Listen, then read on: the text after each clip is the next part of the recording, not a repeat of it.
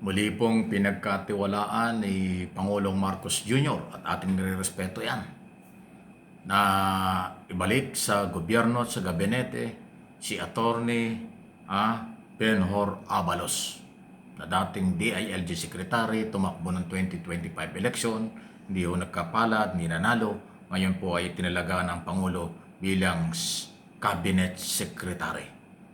Yan po ay cabinet position pa rin, pero walang departamentong hawak. Siya yung sekretary ng lahat ng gabinete, cabinet secretary dating.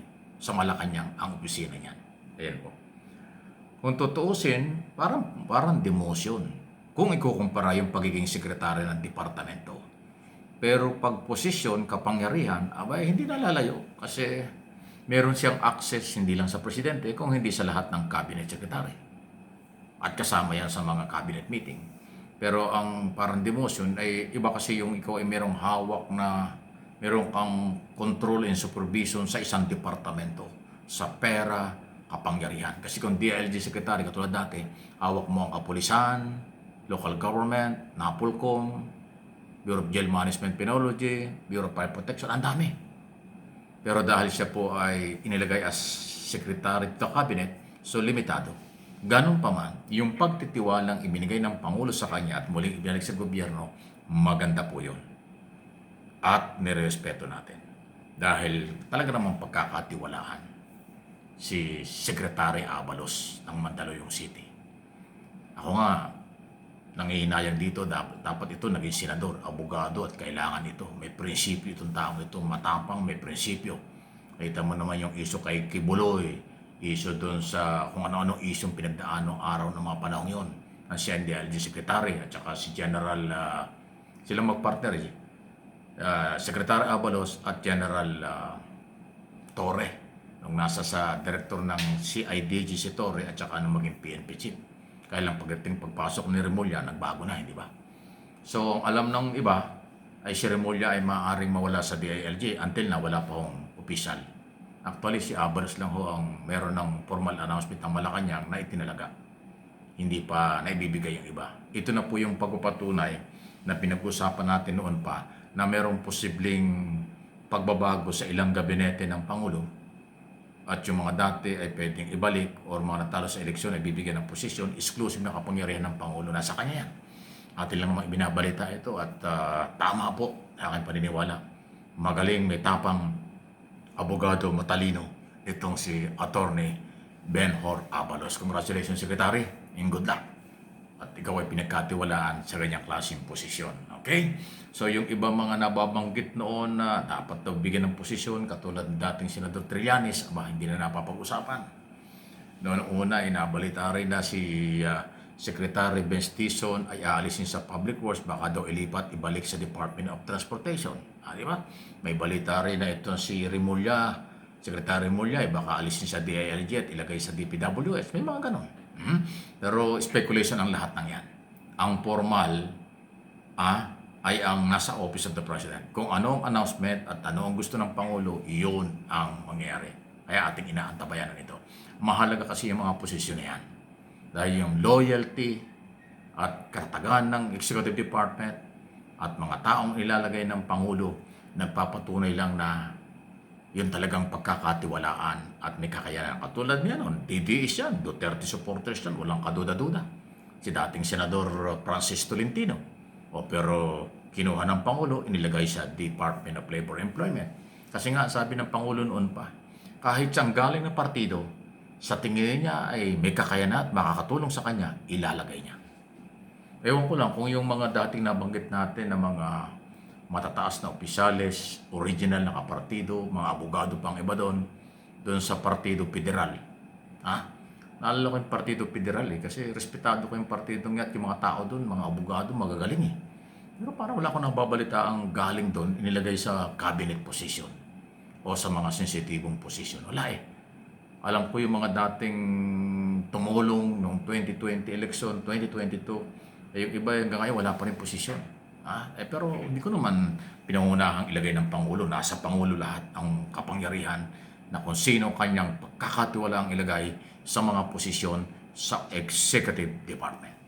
Sana lang yung kanilang mga itinatalaga at yung mga nanatili dyan ay mag-deliver naman. Ayun, yun ang importante kasi kung hindi makakapag-deliver at magiging bagahe pa, magiging pabigat pa kay Pangulong Marcos, abay, iba yun. Hindi naman tayo nakikialam pero hindi rin man tayo pwedeng pagbawala na sabihin natin tama o mali. May kapalpakan at may pagkukulang ang mga nasa gobyerno dahil sa lahat sila ay subject for criticism. Yan ang tandaan nyo. Pag nasa gobyerno kayo, subject kayo for criticism. Hindi pwede dyan ang balat sibuyas kahit sino sa inyo. Mga senador, congressman, elected, appointed, o anumang posisyon. Lahat kayo subject for criticism, subject for wake-up call ng mga pag-issue, or madamay kayo at masama kayo dun sa mga constructive criticism ng mga pagtatapik sa mga balita. Yun po yun. Pag napikong kayo dyan, wala kayong karapatan sa gobyerno. Di ba? Naku, speaking of piko, naalala kong bigla. Nung si Yusek Castro ay sinigawan at binastos dyan sa Vancouver, Canada. At nagreklamo si Yusek na para bang bakit naman gano'n yung ibang Pilipino na identify ng mga Duterte followers. Hindi daw maganda yun at may kabastusan ng dating walang respeto. Di nag-viral yan, di ba? Ayun isang araw, biglang humirit si Robin Padilla. Nasaan na ba yun? Meron siyang sinabi na parang wala daw karapatan at ang mga nasa gobyerno na maging balat sibuyas. Kasi daw ang nasa gobyerno ay talagang subject ng criticism. Subject talaga yan tungkol ho sa issue ng mga pagpuna. Ay, ito yan, oh. Ayan, oh. Nilabas ng Inquirer ito, eh. Thank you sa Inquirer. Ayan, oh. Sagutan ng dalawa. Ayan, pakita ko sa inyo. Ayan, oh. Si Padilla at saka si Castro. Ayan, si Padilla. Castro. Ito, basahin ko sinasabi. Sabi ni Senator Robin Padilla, huwag tayong balat sibuyas sa gobyerno. Pinili natin ang trabahong ito. Kaya tanggapin natin ang lahat at pag-aalipusta dahil ang bayan ay binanggit ng ating mga kawalan. Ibig sabihin, binabanggit ang taong bayan yung ating kakulangan o pagkakamali. So, madalit sabi, ang bottom line nito, huwag tayong balat sibuyas. Ayun. Ayun ang sabi ni Robin Padilla. Ito naman ang sabi ni Castro. Mas maganda kung masasabi rin ni Senator Robin Padilla, ayan, ito sa sarili niya. Uy, bakit? Dahil hindi po tayo balat sibuyas. Hindi po tayo ang tawag ito? Ang liit naman itong sulat. Hindi tayo umaalma. Katulad noong, tinaasan lang ng boses dahil sa kanyang pagsingit o pag-interrupt sa pagsasalita ng isang senador. Wow! Umalma at medyo nag-alboroto. Yan ang totoong balat sibuyas. Ayon kay Press Undersecretary Castro. Ay naku, nakuha ko na yung punto niyan.